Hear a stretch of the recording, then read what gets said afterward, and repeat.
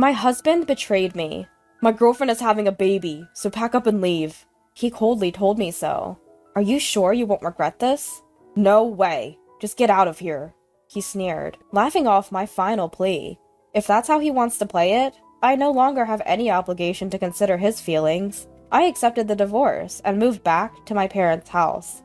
But at that time, I didn't know what was coming next. Who could have imagined that the very next day, he'd be at my door, begging for forgiveness? My name is Lily. My father is an executive at a publicly traded company. After graduating from university, I got a job at a company run by one of my father's acquaintances.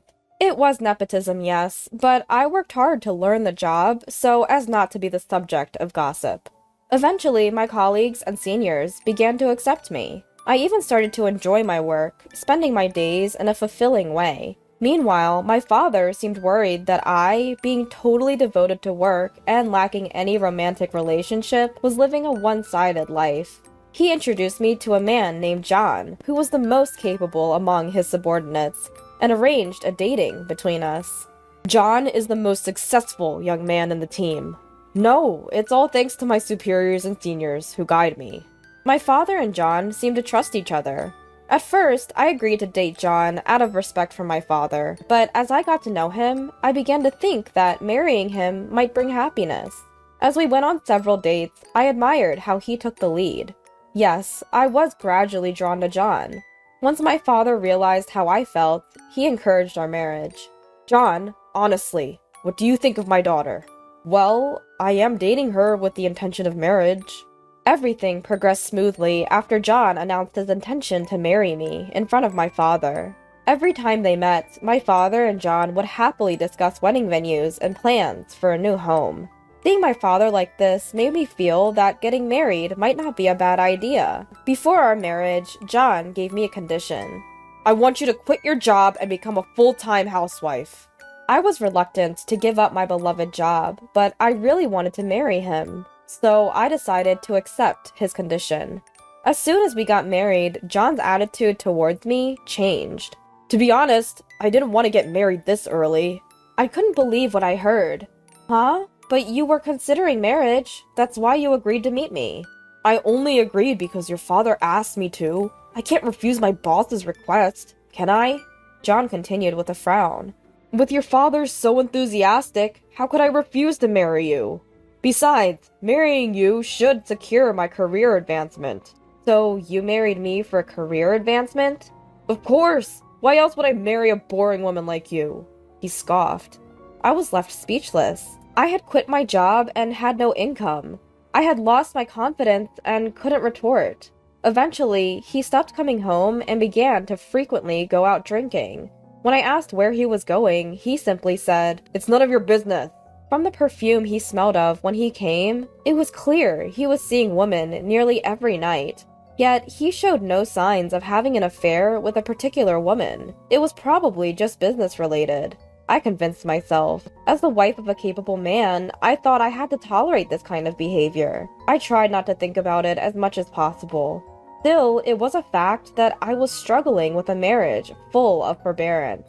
I wanted to spill all my troubles to someone, but having quit my job and distanced myself from my friends, I had no one to confide in. If I turned to my family, my father would surely worry excessively, and it might affect John's work. I had no choice but to suffer in silence. Around this time, John was promoted to a division manager at an unusually fast pace. I was glad I hadn't brought up anything strange to my father. Hearing about his promotion was a relief to me. With the promotion confirmed, John had been in good spirits at home lately. Although he still rarely came home, the reduction in his sarcastic remarks and criticisms alone was a blessing. However, I realized that John's cheerfulness was not only due to his promotion. While he was in the bath, I accidentally saw a notification on his unlocked phone. I had so much fun today. I miss you already, even though we just parted. I'm looking forward to our sleepover this weekend. It was a message filled with heart symbols. A message clearly from someone he was having an affair with. The text read, "This weekend is a sleepover."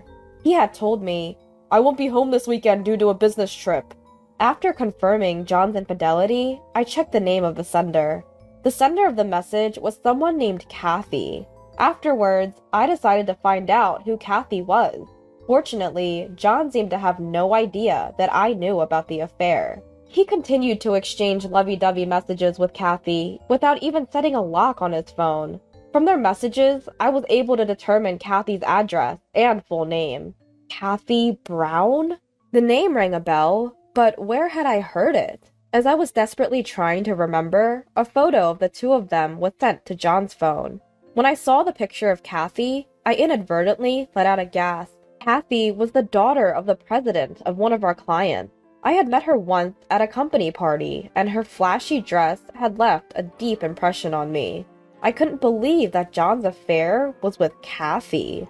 It was hard to believe, but the photo, name, and place all matched. There was no doubt about it.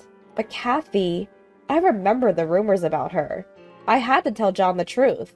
I told him I had something important to talk about and asked him to come home early. Unusually, John came home without protest and started talking before I could say anything. "I actually have something to tell you too," John said with a solemn look on his face. "My girlfriend is pregnant, so I've decided to leave you and be with her." What? He had taken the initiative before I could talk to him. His girlfriend must be Kathy.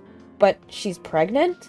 To my surprise, he said, "It's already decided. I've always been appeasing your father, but after meeting her, I realized how pointless my marriage life with you was. She is the one who's suitable for me, not a woman like you who has nothing to offer. She has everything."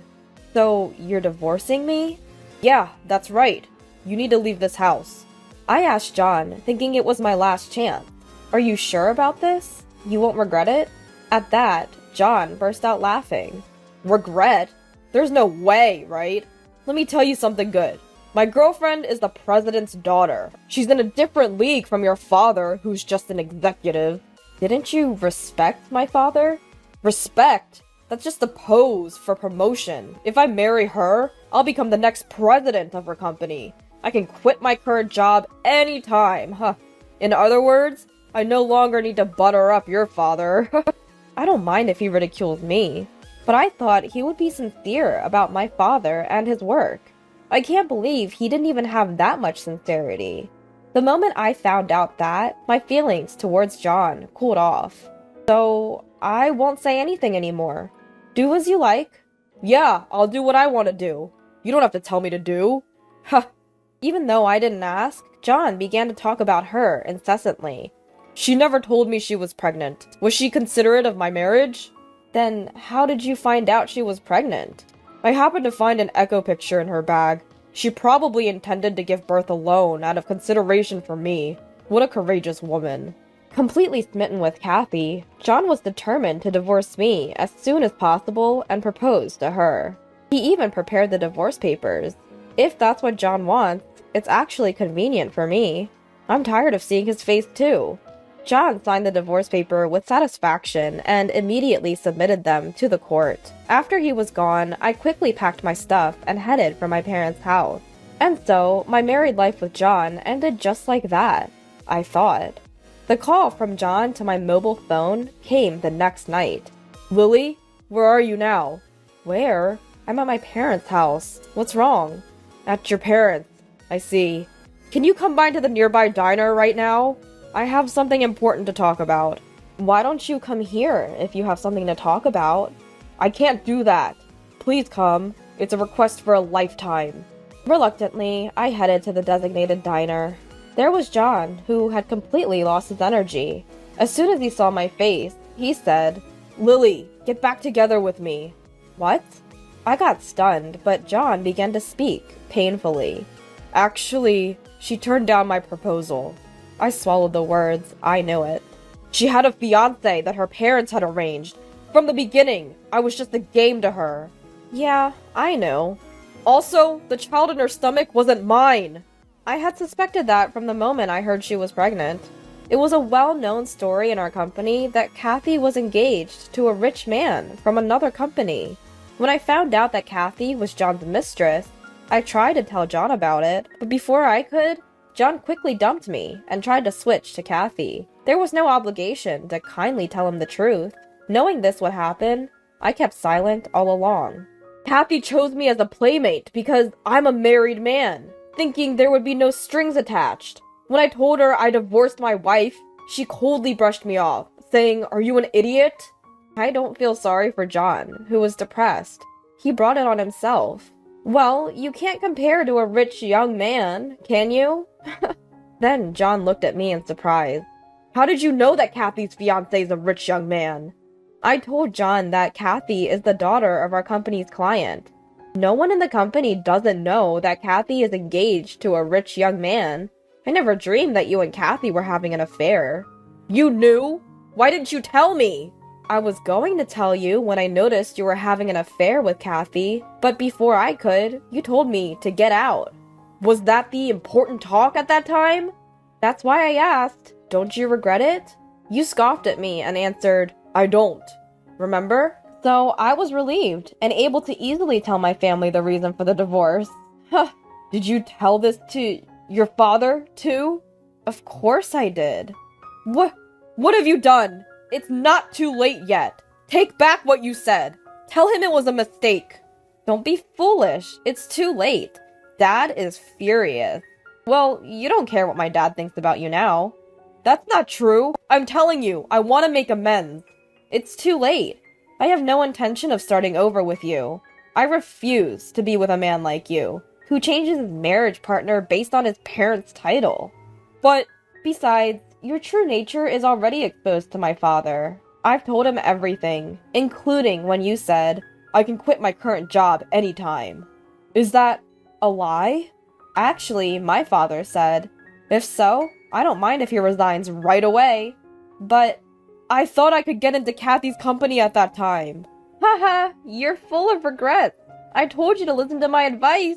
I really regret it. So, could you give me another chance? Looking at John begging for another opportunity, I coldly declared, there are no more chances. It's your responsibility to take charge of what you've done. I added more fuel to the fire while John was feeling down. Oh, by the way, I finished reporting to my parents, so please, leave our house soon. What? You've been telling me to get out, but that house is what my father bought for me. The title should be in my name. Wait, I'm in trouble if you tell me to leave. Either way, you're going to move out soon. So what's the big deal? What do you mean? Let me see, you haven't been informed yet. You are being removed from your post in New York.